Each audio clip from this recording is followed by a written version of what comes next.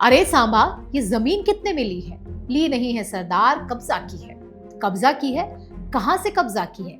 यही घर के बगल से सरदार। सोचा खाली पड़ी है, क्यों ना इसे मैं गोद ले लूं। दोस्तों, वैसे तो यूसुफ पठान पर कभी फिल्म बनेगी नहीं, पर इमेजिन कीजिए कि अगर बनी तो उसमें ये सीन जरूर होगा। आखिर यूसुफ पठान के जमीन कब्जाने का टैलेंट फिल्म में दिखाना तो बनता है। जी हाँ, यूसुफ पठान ने सरकारी जमीन पर कब्जा किया था, पर जिस सरकारी जमीन पर कब्जा करके वे खुद को मैन ऑफ द मैच समझ रहे थे, उस पर गुजरात हाईकोर्ट ने उनको बिना रन बनाए ही आउट कर दिया है। नमस्कार, मैं हूं विनीता और आप देख रहे हैं द पैम्फलेट। दोस्तों, हाल ही में गुजरात हाईकोर्ट ने पूर्व भारतीय क्रिकेटर और टीएमसी सांसद यूसुफ पठान को वडोदरा में सरकारी जमीन पर अवैध कब्जे के मामले में बड़ा झटका दिया है। जस्टिस मोना भट्ट की एकल पीठ ने यूसुफ पठान की याचिका को खारिज करते हुए उनके कब्जे को अवैध और जबरदस्ती करार दिया और यूसुफ पठान को अतिक्रमणकारी तक बोल दिया। अतिक्रमणकारी मेहनत देख रहे हैं दोस्तों कि क्रिकेटर और सांसद के पद के बाद यूसुफ पठान ने तीसरी उपाधि भी आखिरकार कमा ही ली है। आप कोर्ट और यूसुफ पठान के बीच की बहस सुनिए।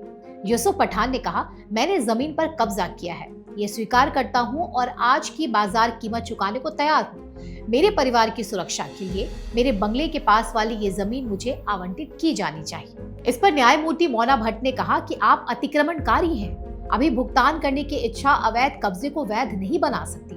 आप एक सांसद हैं, लॉ मेकर हैं। आप जमीन कब्जा करने वाली मानसिकता कैसे रख सकते हैं? और आप भुगतान के लिए तब तैयार हुए जब आपको जमीन खाली करने का नोटिस दिया गया। साथ ही कोर्ट ने कहा कि किसी को भी प्रसिद्धि या सार्वजनिक पद से छूट नहीं मिलती। वडोदरा नगर निगम को अतिक्रमण हटाना होगा।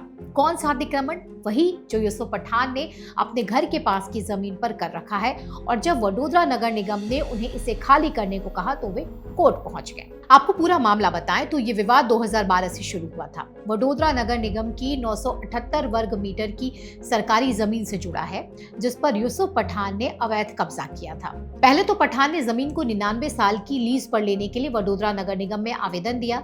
निगम के आयुक्त और स्थायी समिति ने उनके आवेदन को हरी झंडी दिखाई। 8 जून 2012 को निगम की आम सभा ने भी इस प्रस्ताव पर अपनी मुहर लगा दी।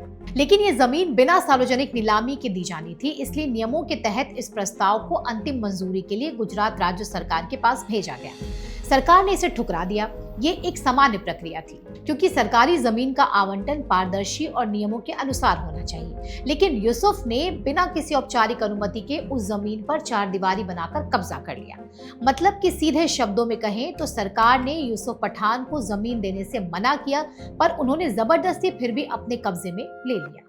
वडोदरा नगर निगम ने यूसुफ को नोटिस भेजा और जमीन खाली करने का यह आदेश दिया। ये नोटिस यूसुफ के लिए एक झटके की तरह था। उन्होंने तुरंत गुजरात हाईकोर्ट का दरवाजा खटखटाया और निगम के नोटिस के साथ साथ राज्य सरकार के उस पुराने फैसले को चुनौती दी जिसमें उनके प्रस्ताव को खारिज किया गया था। हाईकोर्ट में यूसुफ पठान के वकील ने जोरदार दलीलें पेश की। उन्होंने कहा कि वडोदरा नगर निगम एक स्वतंत्र निकाय है और उसे 1949 के Bombay provincial municipal corporation act के तहत जमीन को लीज पर देने का पूरा अधिकार है। इसके लिए राज्य सरकार की मंजूरी जरूरी नहीं है। उन्होंने संविधान के 74वें संशोधन का हवाला देते हुए तर्क दिया कि स्थानीय निकायों पर राज्य का हस्तक्षेप अनुचित है।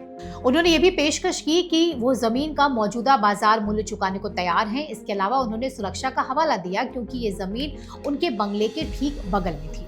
उनकी प्रसिद्धि और सांसद के पद का जिक्र करते हुए उन्होंने विशेष रियायत की मांग की। इसे कहते हैं चोरी और ऊपर से सीना चोरी। मतलब आप बताइए, यूसुफ पठान के घर के बगल में जमीन थी तो क्या कब्जा लेंगे?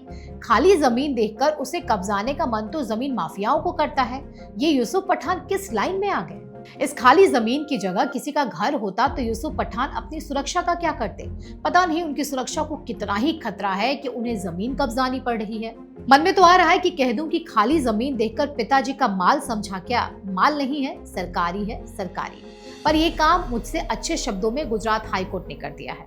जस्टिस मोना भट्ट ने इसकी सुनवाई कर यूसुफ की सभी दलीलों को खारिज करते हुए साफ शब्दों में अपना फैसला सुनाया। कोर्ट ने कहा कि राज्य सरकार ने जमीन के आवंटन के प्रस्ताव को खारिज कर दिया था। इसके बाद यूसुफ का उस जमीन पर कोई कानूनी हक नहीं बचा। तो लीजिए, यूसुफ पठान की जमीनी फंतासियों पर तो कोर्ट ने पानी फेर दिया है। आपको क्या लगता है कि यूसुफ पठान अपनी जमीनी फंतासी को किसी और जगह ट्राई करेंगे? हमें कमेंट करके बताएं। वीडियो पसंद आए तो लाइक, शेयर और सब्सक्राइब करना न भूलें।